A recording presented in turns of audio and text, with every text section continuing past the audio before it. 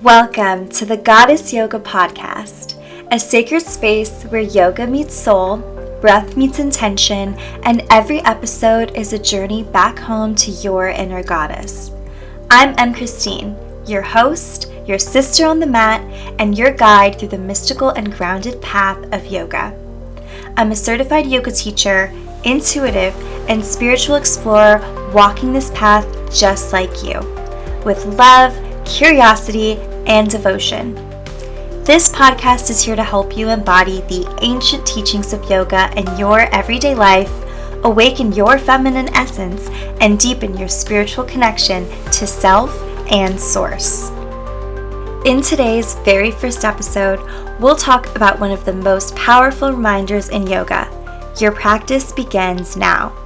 Let's dive into what that really means and how your breath, presence, and awareness can transform your life. Hello, Goddess. I hope you're having a wonderful day today.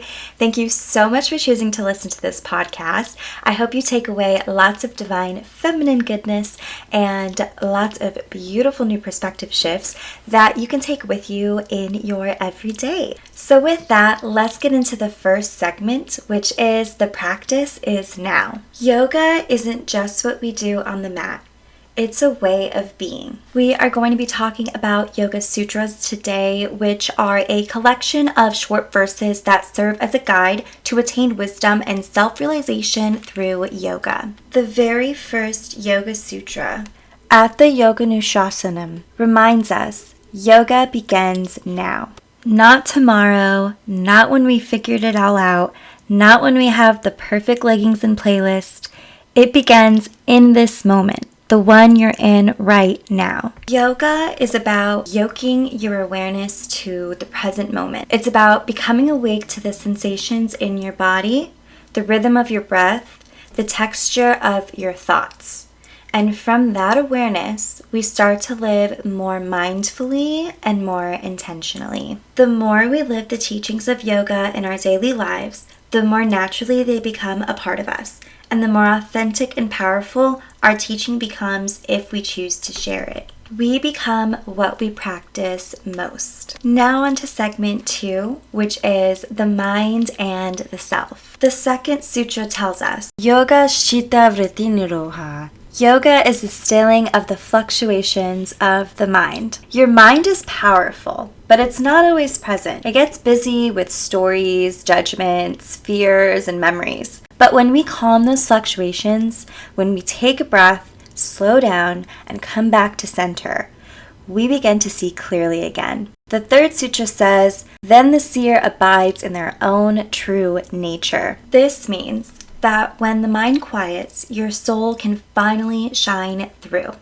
You're no longer reacting through old patterns. You're seeing life as it is, not just through the lens of your past. Your breath becomes your guide. It's your way back to clarity, stillness, and truth. Moving on to segment 3, which is the power of breath, pranayama. Let's talk about prana, your life force, and pranayama, which is the sacred breathwork that channels that energy. Prana is the animating energy of your being. Yama means restraint or conscious control. Together, pranayama means the conscious direction of your life force through the breath. One of the most powerful techniques in yoga is Ujjayi breath, often called the victorious breath. It sounds like the ocean, and when practiced, it helps us shift from a fight or flight state into deep presence and peace. Here's the truth.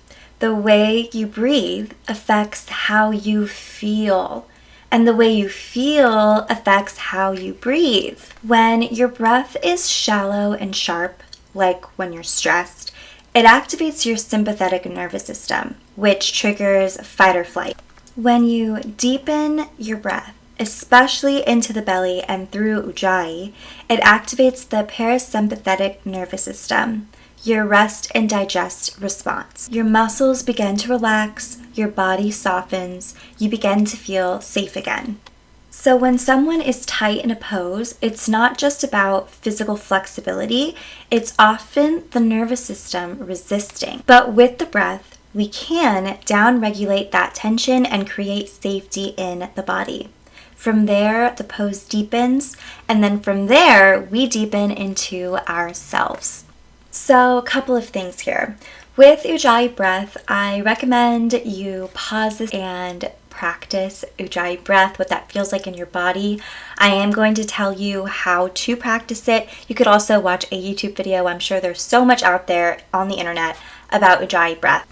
It's a type of diaphragmatic breathing in which the muscles of the throat are slightly constricted, which causes the air to produce a whispering sound like the ocean as it passes in and out of the vocal cords. So really, you're creating this vast space within your throat and you're moving this channel of air with your nose breathing in and with your mouth breathing out while constricting your throat, and it will create this, like I said, channel of air, and it's amazing. It helps you get deeper into poses. It also, like I said, helps to get you from fight or flight back into rest and digest. So if you find yourself stressed out, if you just want to practice this to see how it reacts in your body, go ahead and try it out for yourself. I highly recommend. The next thing I want to talk about is the practice of yoga and how it applies to your everyday life.